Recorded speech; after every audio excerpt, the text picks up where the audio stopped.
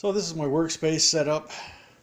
The work crew, supervisors, they have to have their 2 cents worth in there.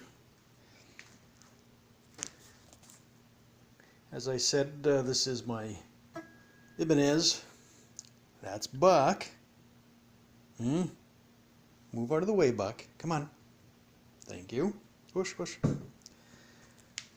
And it has a Seymour Duncan full shredder pickup and the original Ibanez V7 humbucker at the neck and the S7 single in the middle.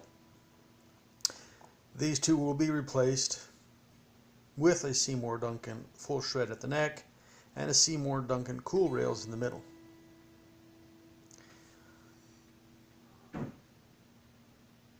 I will be replacing the pots and the switch.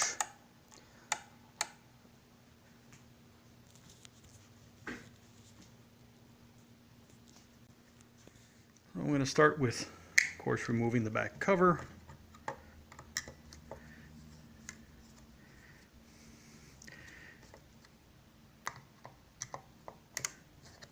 Which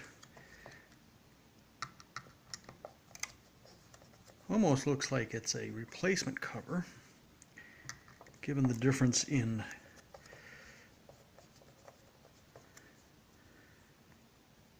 color between it and the other two covers. It's more of a glossy finish, whereas the other two match the flat black of the guitar.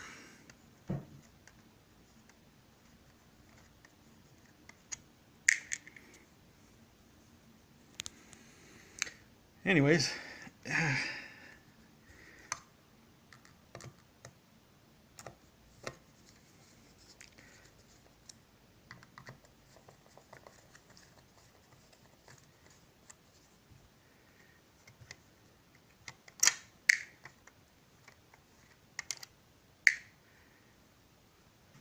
these little things come in real handy.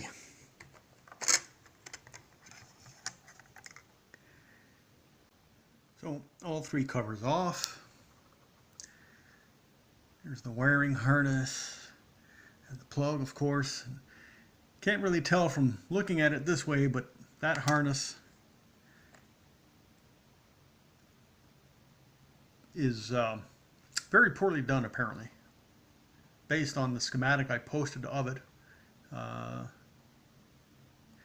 And the sound I'm getting from the middle and the neck pickups is very muddy and very weak compared to the bridge. And the fellow who owned it said he only ever played the bridge pickup, which is why he put a full shred in the bridge and not elsewhere. So all of this is going to come out. It's going to get all new wiring, all new parts, and hopefully that'll liven up the sound of this guitar and even it out, and make it a full range guitar, not just limited to one sound or one tone. And looking at the covers, these I think are the original covers because they have that shielding on the back. This one does not, which is why I think this is a replacement cover, but it's still good. I just might line it with copper on the inside when I do the rest of the cavities. So I'm going to start a little bit of deconstruction here. Start off by taking off the strings to release the tension on the trem, etc., and see how far we get with that today. So I've removed the trem and the claw and the springs, of course. So now this cavity is empty, and I'll begin to remove the electronics and then line these cavities with copper, although the original Ibanez paint, which I'm told is supposed to be a shielding paint, appears to be intact. I'm going to line it with copper anyways, just because I can. So everything's out. Just have to remove the pickups from the front.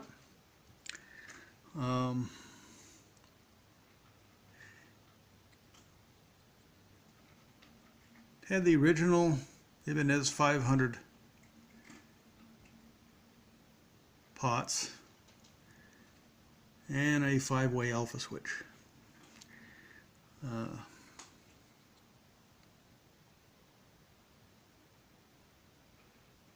you can see,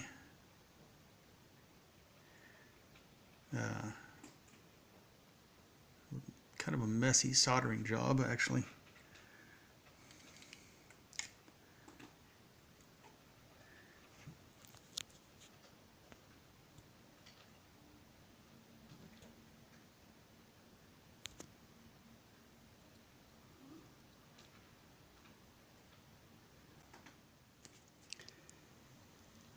So I've got the interior edge of the middle cavity lined with copper tape, and I drew up a template of the bottom, which I will use to cut a shape out of this wider roll of tape. And I'm going to give it a bit of a extra edge so that when I put it in, the edges actually come in contact with the sides all the way around. This should be fun. And there we have the center cavity all lined.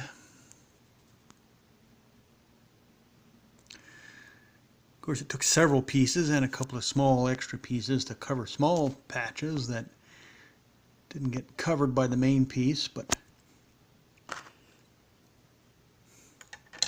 using little tweezers and a plastic dental mirror, actually, because this edge is quite smooth, I'm able to smooth the edges and they practically blend right into one another and disappear. So now I'm going to do the two other ones. And a couple hours later, the neck cavity is done. The only thing, I didn't put a piece along the back end of the neck. I didn't think that was necessary. And one little trick that was mentioned to keep the shiny copper from showing at the top, run a Sharpie pen along the edges just to blacken the edge of the copper tape.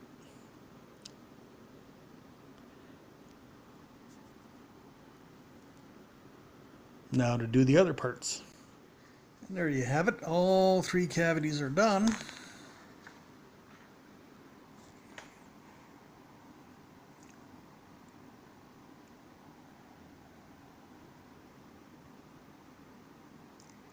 Yeah, my first attempt at doing this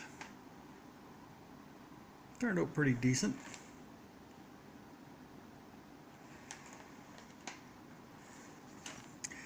However, that's enough for tonight.